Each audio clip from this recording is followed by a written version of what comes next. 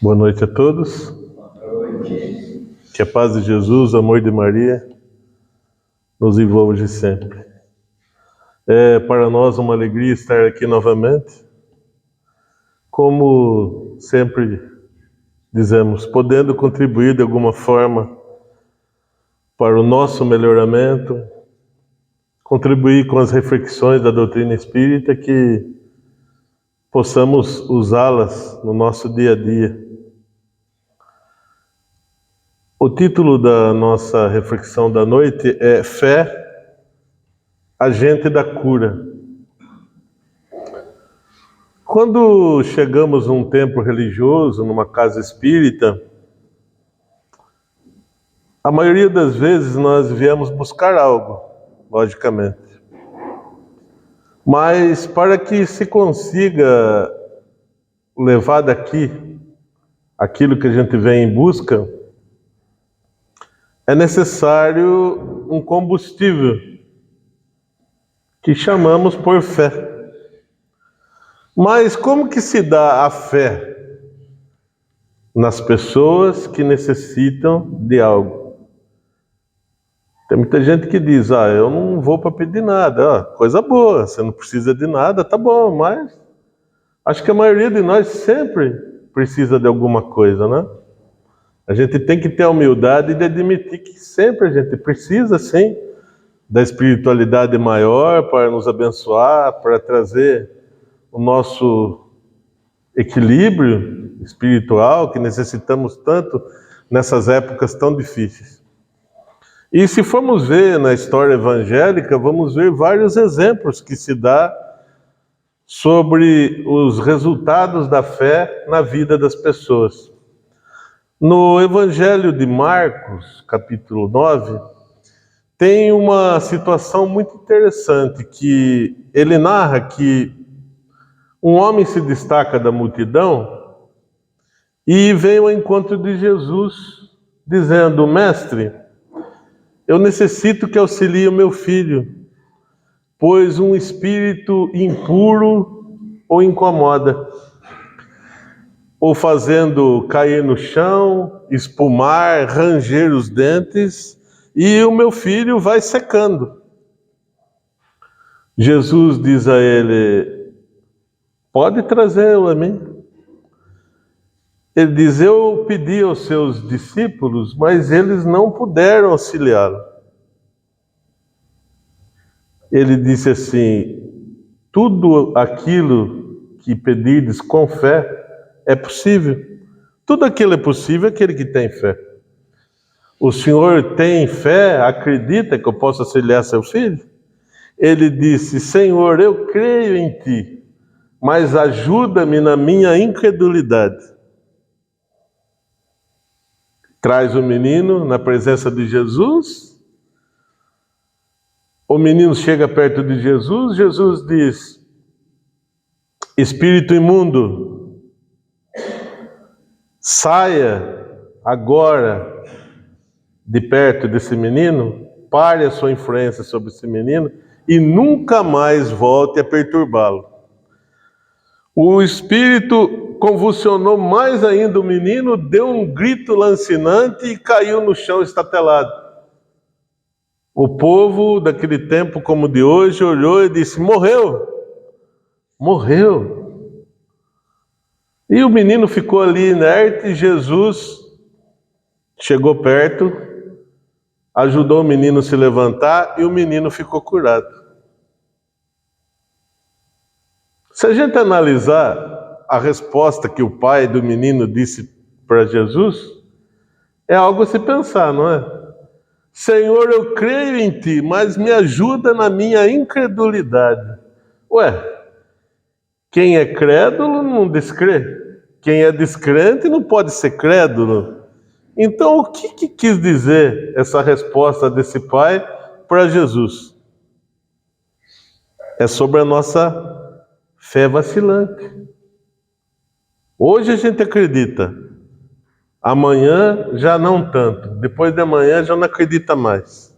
E procura uma prova e outra e mais outra para que a nossa crença possa se fortalecer e continuar.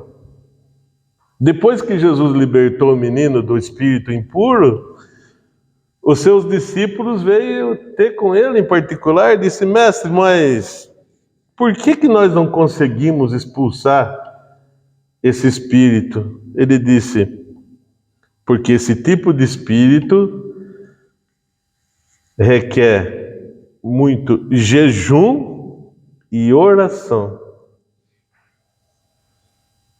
Jejum e oração.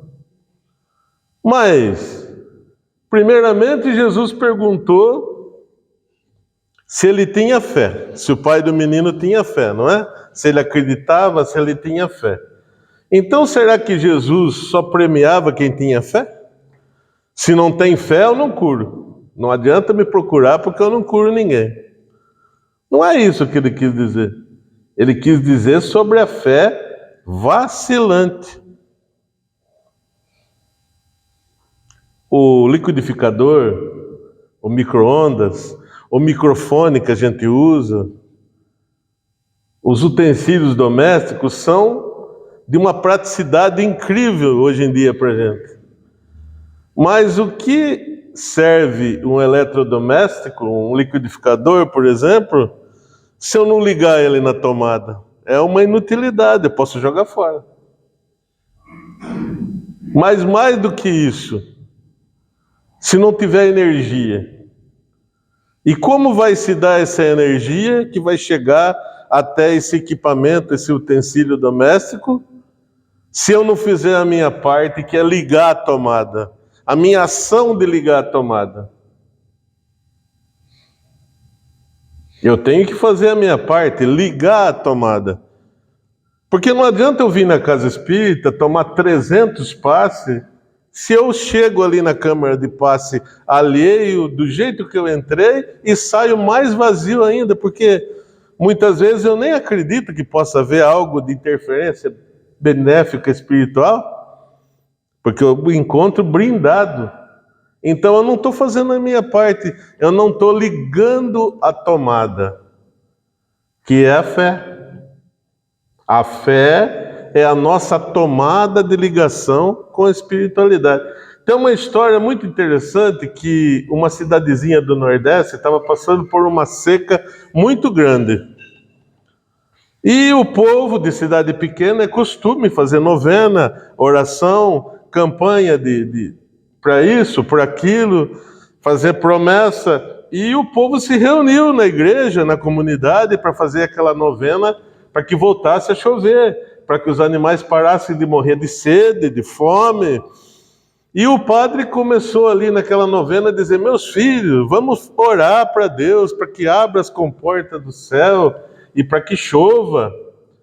Ah, vamos, padre, mas vocês acreditam que vai chover? Acreditamos, padre. Vocês creem que se a gente orar com fervor, vai chover realmente, meus filhos?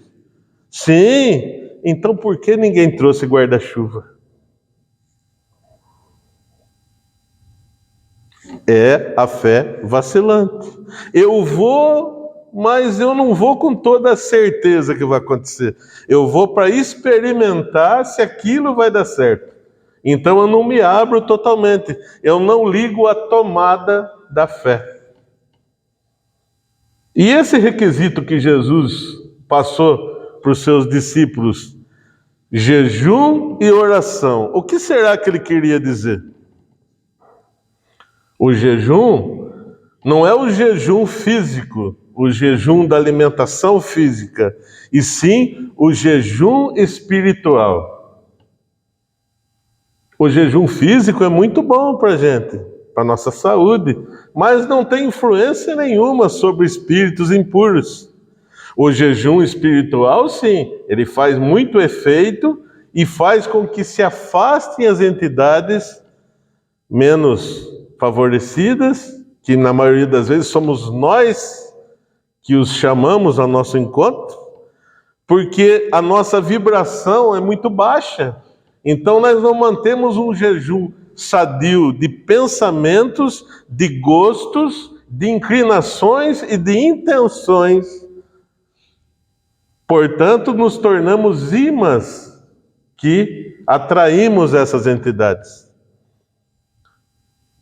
Existe a história de um dirigente espírita que ele, quando chegava numa reunião de amigos ou de qualquer outro tipo, quando ele via que a conversa ia se declinando por caráter das abobrinhas, das palavras, dos assuntos menos nobres, ele falava: vocês me dão licença, eu estou indo embora. A turma falava: mas por quê? Porque eu estou de jejum.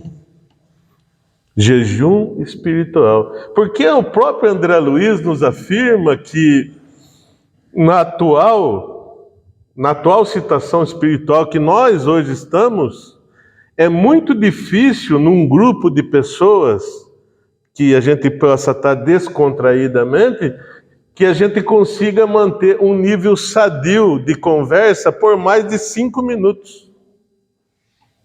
Depois de 5 minutos, a conversa começa a se declinar, a conversa começa a se perder, começa a aparecer as abobrinhas, as piadinhas mais picantes, as coisas de duplo sentido, e aquilo vai declinando.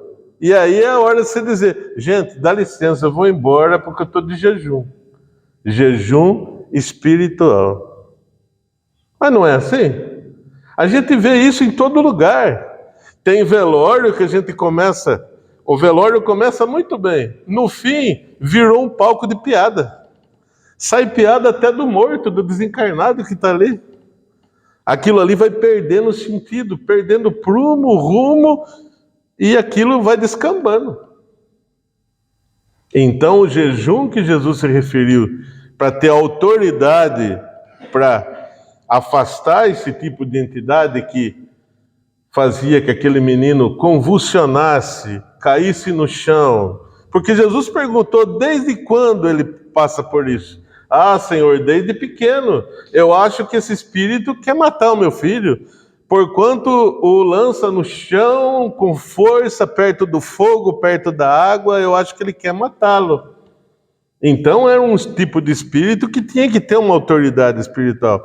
Autoridade de uma pessoa que estava com jejum espiritual, não de alimentação física. Jejum e oração. Mas o que Jesus quis dizer como oração? 80 Pai Nossos, 100 Ave Maria, um terço completo? Não. Jesus não quis dizer palavras coreografadas, orações decoradas ao máximo, para mostrar quem decora mais uma oração mais longa e impossível de ser decorada. Não. Jesus quis dizer, com o jejum e oração, o tipo de oração sincera. Um ai meu Deus vale muito mais do que muitas e muitas orações decoradas. Um ai meu Deus com sinceridade vale muito mais do que 1000 orações decoradas que a gente tem que seguir aquela coreografia. Agora, levanta, senta, ajoelha, levanta a mão, levanta o braço, todo mundo coreografado. Não. Jesus quis dizer que tem que ser uma oração sincera. E aí a gente recorda de uma passagem também de um escravo africano que na época da escravidão, nessa época que foi uma mancha para a nossa sociedade, embora na sua condição de escravo, ele era um homem muito respeitado ali na fazenda que ele trabalhava. E todo dia, quando ele ia trabalhar, ele era acostumado a fazer sua oração. Mas sabe o que ele fazia somente? Ele tirava o chapéu, encostava no peito e dizia: Senhor, nego velho está aqui. Só. Essa é a oração dele. O que quer dizer? Queria dizer que antes de começar a sua lida, embora a sua situação de escravidão, ele ainda pedia a bênção de Deus para o seu dia de trabalho. Então esse é o tipo de oração que agrada a Deus. A oração com fé. Porque muita gente que trabalha na casa espírita sabe, as entidades espirituais que são ali perniciosas, que estão ali buscando vingança, elas não se intimidam com orações coreografadas e decoradas. Não. Elas vão pela fé, pela sinceridade que o dialogador está empenhando ali com ela. E se for querer dizer para ela que ele é superior, querer fazer um pugilato com a entidade, querer brigar com a entidade, ela acaba falando coisas íntimas que o dialogador não queria que falasse. Aí a coisa muda de lado. Então a oração sincera é a melhor arma com esses tipos de entidades espirituais. Se a gente tiver uma conduta lícita, direita, aquela entidade perniciosa vai ficar com vergonha e vai se retirar. Ou vai se tornar nossa amiga. Obsessor, que hoje é obsessor, ele pode se tornar um amigo da pessoa. E assim vice-versa. Mas existem várias e várias oportunidades que a fé se mostrou a única ligação possível para que se conquistasse a cura, tanto física como espiritual. O menino, que citamos no começo, só obteve a cura porque encontrou com essa criatura, Jesus, que fez com que a sua autoridade espiritual fizesse com que aquele espírito se debandasse. Mas também existiu várias outras oportunidades que a amostra da fé, o exemplo da fé se deu maravilhosamente. Certa feita, Jesus chegando com seus discípulos de barco, quando ele saiu ali na barca, desceu da barca na praia, eis que um homem alucinado veio ao seu encontro. Se chamava Jairo. A sua filha estava à beira da morte. E ele veio à procura de Jesus, afobado, querendo ensinar como que Jesus tinha que fazer, impor a mão sobre sua filha e curar. Jesus disse: calma, eu vou ao encontro da sua filha. Calma, eu vou. Mas ele ali afobado e querendo que Jesus logo fosse atender sua filha, a multidão se achegando e Jesus caminhando tranquilo, e ele ali junto com Jesus, e a multidão empurrando Jesus, quando aparece uma mulher que fazia 12 anos que tinha um fluxo de sangue intermitente. Já havia gastado tudo que tinha nos médicos da época, e todos que diziam poder curá-la. E quando ela viu Jesus, ela falou: tem que ser Jesus, é a última oportunidade que tenho. Eu tenho fé que se eu chegar perto de Jesus e conseguir tocá-lo, eu vou ser curada. Mas aquele alvoroço que estava acontecendo, e tinha um problema muito mais grave com a situação dela. Porque a mulher, nos seus dias normais de menstruação, para aquela conduta que eles tinham lá, muito machista, era considerada impura. Imagine uma mulher com 12 anos de fluxo de sangue. Era considerada mais impura ainda. Mas ela não se deixou intimidar. No seu desespero, vendo Jesus como a sua última boia salvadora, nessa tempestade que ela sofria de tormento com essa doença, ela foi se espremendo e as pessoas derrubavam ela de um lado, de outro, e ela foi com fé, e foi indo, deu o seu último esforço e conseguiu tocar na orla do vestido de Jesus. Automaticamente foi curado. Mas não foi só isso que aconteceu. Jesus sendo empurrado por um, por outro, sendo espremido ali, ele disse: para tudo. Mas mestre, o que aconteceu? Para que alguém me tocou. E os seus discípulos disseram: mas mestre, a multidão te espreme, te empurra, nos empurra aqui, todo mundo te tocou. Ele disse: não, mas alguém me tocou em especial, porque senti que de mim saiu virtude. E aí ele para: quem foi que me tocou? Olha para trás, e ela com vergonha, retraída, Ela disse: mestre, fui eu. Me desculpe. Eu sei que não sou digna em tocar ao Senhor, mas o meu desespero era muito grande. E Jesus o que faz? Se inclina, como sempre fazia. Jesus nunca deixava ninguém, curava e ia embora. Além de curar, Jesus dava o acalento, dava atenção. Ele se inclinou, na altura que ela estava, ali no chão, não de cima para baixo, mas no mesmo nível, e falou: minha filha, você não fez nada errado. Você fez aquilo que a sua fé lhe mandou fazer.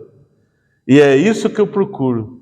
Pessoas que tenham a fé e que venham buscar o alívio que eu prometo trazer. E ela ficou curada. Mas Jairo continuou apressando Jesus. Jesus, vamos, porque minha filha está muito ruim.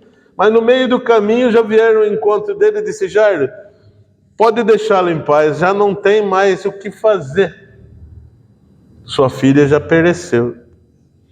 E Jairo se desespera, mas se o Senhor não tivesse demorado tanto, ela não havia morrido. Jesus disse: calma, me leve até ela. Me leve até ela.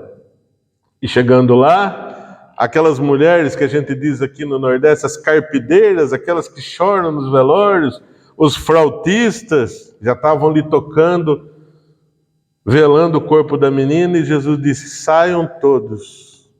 Ela não morreu, ela apenas dorme. Foi no segundo piso, onde a menina estava, e só apenas disse: levanta-te. E a menina volta à vida. Automaticamente, ela tomou conta novamente do governo do seu corpo físico, o seu perispírito voltou a ter a governância do seu corpo biológico e se deu esse grande milagre que a gente sabe que é a cura da filha de Jairo. Mas não para por aí. Naquele tanque em que todos esperavam que a água se agitasse, porque diziam que um anjo agitava a água. E quando o anjo agitava a água, quem conseguisse entrar primeiro na fonte era curado de qualquer moléstia. Mas havia um homem ali que ele não conseguia andar. Ele ficava deitado em sua esteira e quando a água se agitava, até ele se arrastar para entrar ali na fonte, não dava tempo. Porque o povo daquele tempo, como o de hoje, tinha uma educação primorosa. Não esperava que aquele que mais necessitava entrasse na água para ser curado. Mas aquele dia foi diferente. Jesus, passando por ali, quando olhou aquela multidão, viu, mirou justamente nele e foi ter com ele. E disse assim: o que você está fazendo aqui? Ué, que pergunta? Ué, o senhor não está vendo? Eu não posso andar. Eu estou aqui para ser curado. Já faz muito tempo que eu estou aqui, que eu venho aqui. Mas toda vez que a água se agita, que o anjo agita a água, eu não tenho como descer rápido na água e me curar. Jesus disse: mas você não precisa entrar na água para ser curado. Como que não, Senhor? Não, você não precisa de nada disso. Por quê? Porque eu estou aqui. Eu estou aqui. Você tem fé? Você acredita que eu possa lhe curar? Se o Senhor está dizendo, né? Ó a fé, né? Se o Senhor está dizendo, Senhor, então o que você está esperando? Levanta e anda. Ele não entendeu nada, mas mesmo assim ele começou a palpar a perna, começou a ver, começou a sentir a perna novamente e a cura foi instantânea. Ele se levantou e um dos discípulos de Jesus disse: não esquece, pega a sua esteira e leva. mas hoje não pode, é proibido trabalhar nesse dia. Não, é necessário. Pega a sua esteira e leve para mostrar que você está curado. E ele foi embora, curado. Porque a fé, a ligação se deu naquele momento. Jesus mostrou para ele que não precisava de nada exterior para ser curado. Apenas crer que podia ser curado. Porque quem estava na sua frente era o próprio Mestre Jesus. Mas talvez, se examinarmos os evangelhos, nós não vamos constatar uma cura tão legítima como aquela que, quando Jesus estava pregando, chega um homem de patente, um centurião. Ele tinha uma patente alta, ele comandava 100 soldados. E um dos seus servos, não soldado, seu servo doméstico, estava muito doente.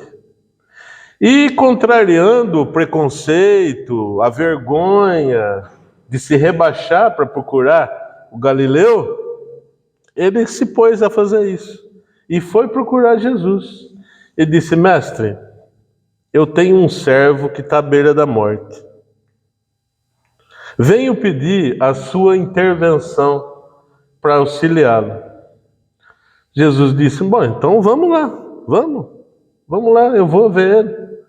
Não, Senhor, eu não sou digno que entreis na minha casa. Mas, como centurião que sou, tenho 100 homens ao meu comando. E quando eu digo a um vá, ele vai. Quando eu digo ao outro faça isso, ele vai e faz. E mesmo quando eu não estou presente, se eu mandar uma ordem,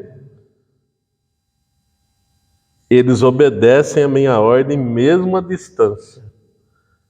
Como sei que o Senhor é o Filho de Deus, eu sei que tens autoridade para ordenar, mesmo não estando onde meu servo está. Portanto, eu preciso que dê a ordem somente. E eu acredito, eu tenho fé que ele vai ser curado. Jesus olhou aos seus discípulos e aos outros ao seu redor e disse: em todo esse tempo não vi tamanha fé em Israel como desse homem. Pois vá, o seu servo já está curado. E novamente no meio do caminho vieram os outros servos ao seu encontro para dar a notícia que o seu servo já estava curado. Vejam só, é o que a gente costuma dizer na casa espírita, na literatura espírita, acontece muito a cura à distância. Acontece muito a cura à distância. Quando você se prepara na sua casa, num horário determinado, você se prepara naquele dia, naquela hora determinada, você vai estar em comunhão com aquele centro que faz o tratamento à distância, e você é visitado pela equipe espiritual que pode sim proporcionar curas à distância. Foi o que Jesus fez. Fez a cura à distância. Eurípides Barçanufo costumava fazer muito isso. Nas regiões rurais onde ele morava, em Minas, ele visitava em espírito as pessoas doentes e promovia curas, partos difíceis, assim como aconteceu com o Dr. Alfredo Cardoso, que é patrono da Casa Espírita de Rio das Pedras. Um casal da cidade de Charqueada estava para ter o seu filho e era um parto muito difícil, muito difícil. E o marido saiu às pressas, pegou o cavalo e foi buscar o doutor Alfredo Cardoso para auxiliar. Quando ele chegou lá, ele teve a triste notícia. O doutor Alfredo Cardoso havia sofrido um infarto no trem e havia desencarnado. Ele ficou mais desesperado, voltou, porque a mulher estava numa situação difícil. Quando chegou lá, o seu filho já estava nos braços. Ela falou: foi tudo bem, O doutor Alfredo Cardoso acabou de sair daqui. Quer dizer, em espírito, mesmo no dia do seu desencarne, ele foi prestar auxílio àquela senhora que estava em trabalho de parto. Que combustível que fez com que esse espírito pudesse ir até essa região auxiliar? É o combustível da fé. É o combustível da fé. A fé, ela não tem preconceito, ela não tem sigla religiosa. A fé é a nossa fé mais pura, desde que venha do nosso coração. Existe uma historinha muito interessante, verídica, com Chico Xavier, que diz que uma época Chico estava com uma dor na perna muito forte. E aquela dor que não passava, já tinha ido no médico e já tinha passado por tantas e tantas, tomado tanto remédio. E um dia ele estava passando, e ali onde ele morava tinha uma casa de umas moças que trabalhavam à noite, e o seu amigo junto com ele. Quando eles estavam passando em frente àquela casa, aquele movimento muito grande de pessoas que entravam e saíam, uma das moças gritou: "Ô Chico, espera um pouquinho, Chico." O amigo do Chico, um espírita sério, um espírita teórico, disse: "Chico, não atende não vai lá na frente daquela casa que você sabe o que é lá, né, Chico?" "Não, meu irmão, por quê?" "Não, Chico, eu não vou, eu vou ficar aqui." "Vem aqui, Chico, vem aqui um pouquinho." "Vamos lá, meu irmão." "Não, eu não vou, Chico, eu não vou. O que vão falar de ver eu entrar naquele lugar lá?" O Chico falou: "Eu vou." Chegou lá, a moça disse: "Chico, eu fiquei sabendo, você anda com uma dor na perna muito forte, já fez tanto tratamento, não adiantou. Você aceita que eu faça uma oração para você? Um benzimento que eu aprendi com a minha avó?" O Chico falou: "Aceito." "Então entra aqui, Chico, por favor." O amigo fazia assim de longe: não vai, Chico, não vai, não entra, Chico, não entra." O Chico entrou. Chegou lá, ela pediu para uma amiga que pegasse uma bacia com água, colocou no chão e mandou o Chico colocar o pé dentro. E com umas ervas que ela pegou lá do fundo do quintal, ela banhava aquela erva na água e passava na perna de Chico, ia fazendo a oração, aquela oração sincera, aquela boa vontade. E o Chico, com a sua vidência extraordinária, narra que conforme ela passava e jogava, banhava sua perna com aquela água da bacia, aquela água ia saindo da canela, da perna do Chico, um líquido escuro. E cada vez foi ficando mais escuro aquela água na bacia, que só ele enxergava aquela água escura. E quando ela terminou, ela pediu para uma das suas colegas que pegasse aquela água, jogasse lá no fundo do quintal. E quando o Chico se levantou e começou a pisar no chão, já não sentia dor nenhuma. Mas o que foi isso que aconteceu? A boa vontade, a vontade de auxiliar. Não importa de onde vem essa vontade de auxiliar. O que importa é a nossa fé. Porque Jesus não faz acepção de pessoas. Se fosse assim, ele não teria escolhido Maria de Magdala para ser a primeira a constatar depois do terceiro dia que ele reapareceu. Essa é a verdadeira fé. Porque naquele momento, aquela moça de vida difícil, no que ela estava pensando? Só em auxiliar. Quando muitas vezes pessoas que se dizem dispostas a auxiliar, elas estão cheias de preconceito.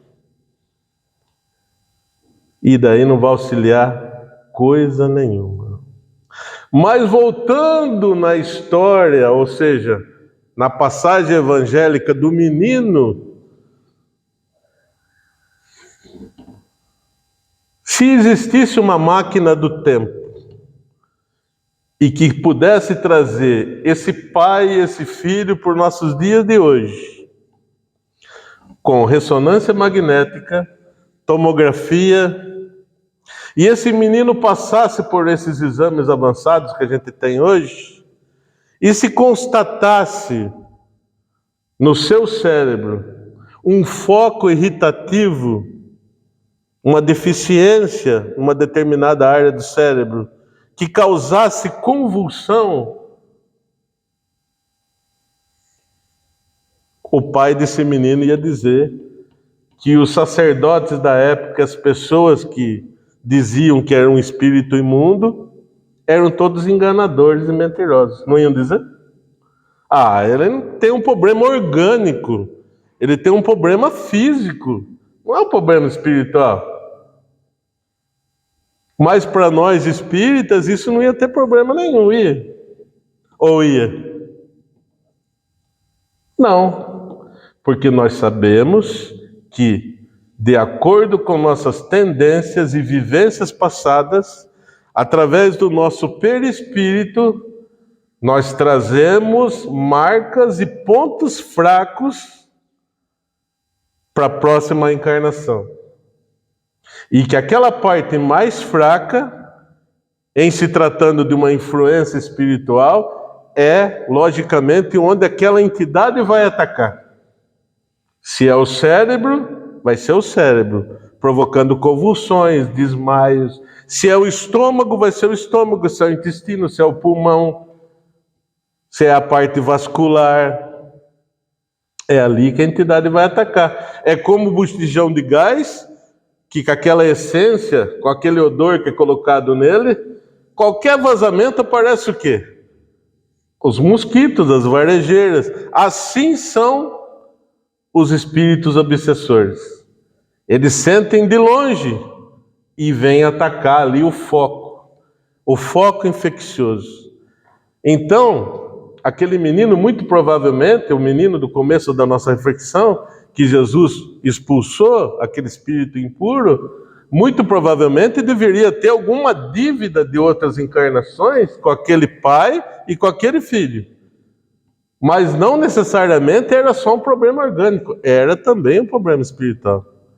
E que só pôde ser auxiliado através do que Jesus falou: jejum, oração e o principal, fé. Porque só a fé pode nos ligar com a espiritualidade.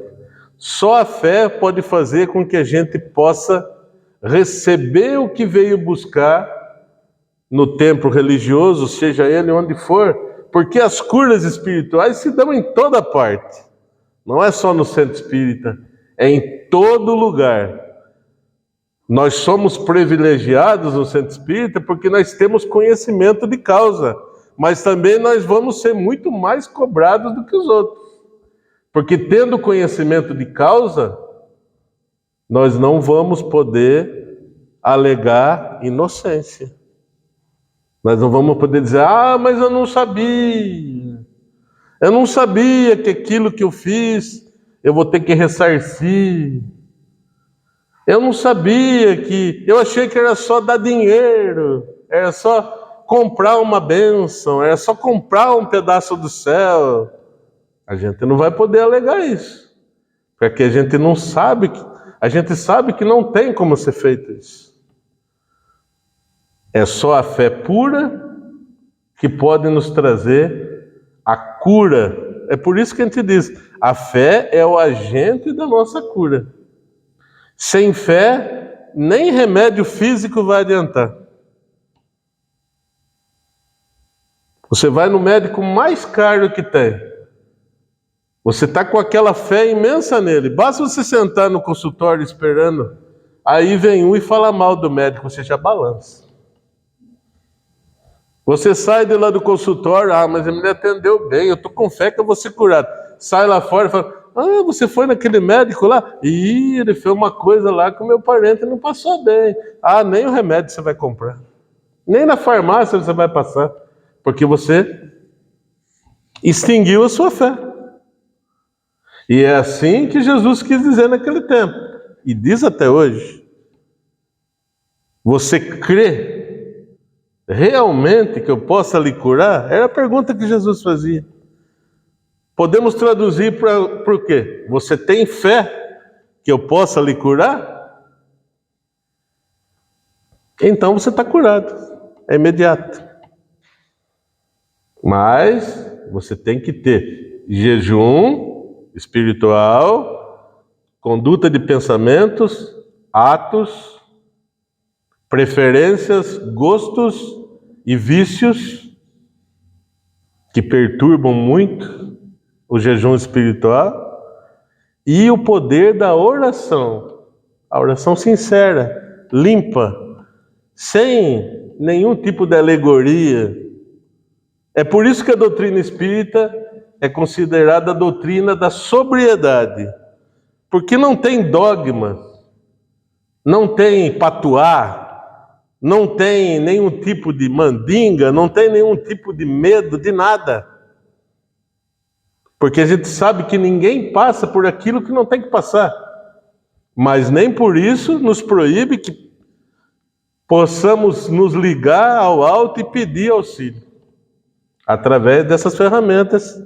Uma delas, e a maior, é a fé.